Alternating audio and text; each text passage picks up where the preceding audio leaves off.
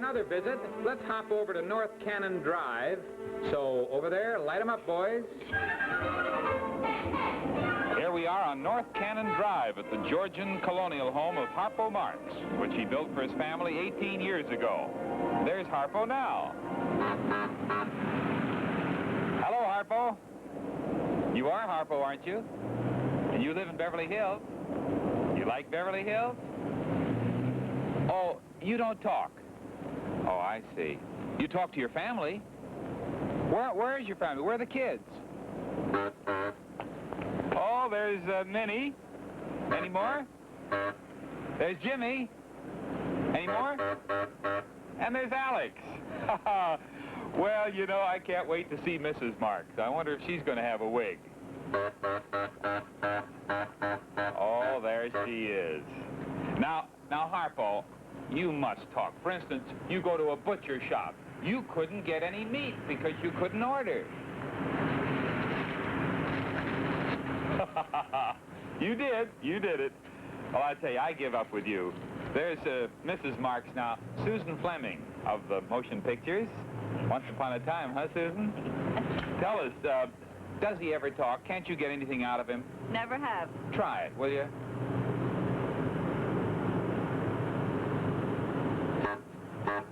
Well, the kids must know what their daddy says. Alex, do you know what your daddy said? Oh. Well, Susan, what do you do as a family most of the time here in Beverly Hills? Usually pack for Palm Springs. Oh, I see. I understand, of course, everybody has a swimming pool. Do you have a swimming pool? Oh, sure. Uh-huh. Is it like any other swimming pool? Well, it's filled in with dirt. Why did you fill the pool in, Susan? Well, the cook kept falling in. Oh, very good reason. Who are your neighbors, Susan? Well, Raj Russell lives right behind us. Uh-huh. And who do you see socially for fun in the house? Oh, Roz and George Burns and Gracie Allen. Uh-huh. You see your famous brothers very often? Oh, very often. It's a very close family. Yeah.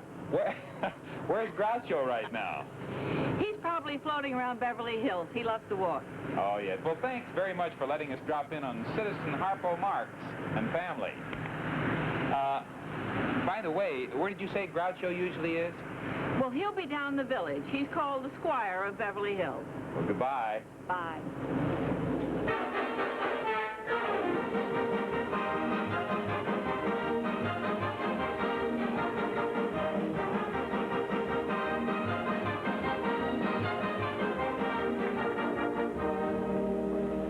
This is my city. It's called Beverly Hills. I love my city. I've been walking the streets of Beverly for 30 years. I have to walk. I can't find a place to park. This is one of the busiest streets in Beverly Hills. It isn't really a street.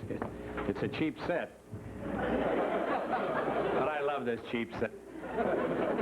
For a spectacular, it didn't have to be this cheap.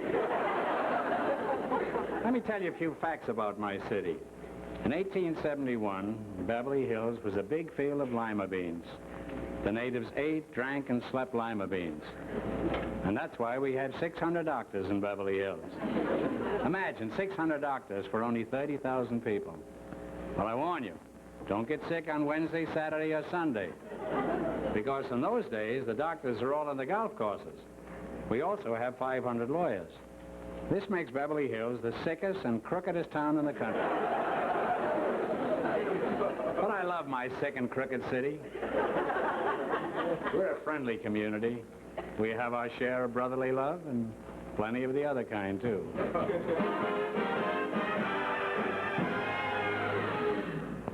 This is the other kind. Hello, Mr. Marx. Who are you? Oh, I'm just a Beverly Hills housewife. Well, the secret word is Crescu 69438. Bye-bye, Mr. Marx. Bye.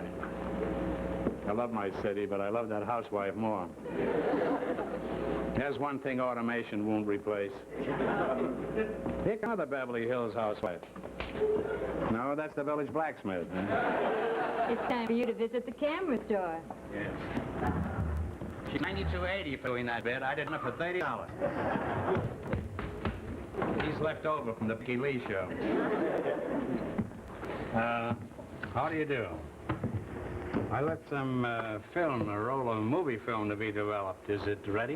The name? A name? You don't know your own name? Running a shop here? When did you leave this roll of film? 30 years ago. Oh, here we are, sir. Just came in this morning.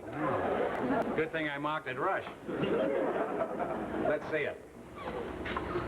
Put it on there and roll it. There's Leatress Joy. She got that hat in the Green Bay Packers.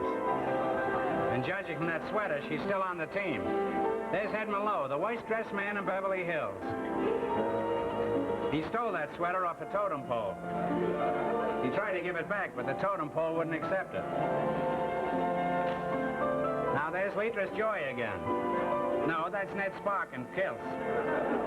He was supposed to play golf with Leatress Joy in that other scene, but she wouldn't play with him until he went home and put on his pants. There's Mary Pickford. No, that's Lon Chaney, right after he reached the third plateau.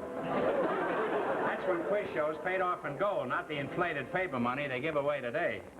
Well, here, take this roll and have it developed, and I'll be back in 30 years. Huh? Well, I'll be back until the show, when the show's over. Well, hello, little girl. Who are you? I'm your daughter, Melinda.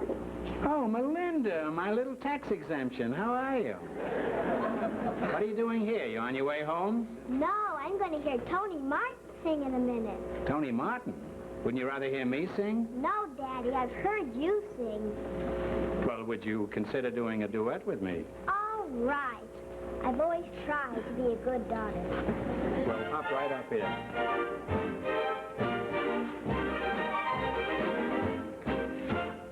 Anything you can do, I can do better. I can do anything better than you. No, you can't. Yes, I can. No, you can't. Yes, I can. Yes, No, you can. No, you can. No, you can. anything you can be, I can be greater. Sooner or later, I'm greater than you. No, you're not. Yes, I am. No, you're not. Yes, I am. Yes, No, you're I not. am. No, you're not. No, you're not. I can shoot a sparrow with a bow and arrow. I can get a sparrow with a bow and arrow. I can live on bread and cheese. And only on that? Yeah. So can a rat. Anything you can sing, I can sing louder. I can sing anything louder than you. No, you can't. Yes, I can. No, you can't. Yes, I can. Yes, No, you can. No, you can. No, you can.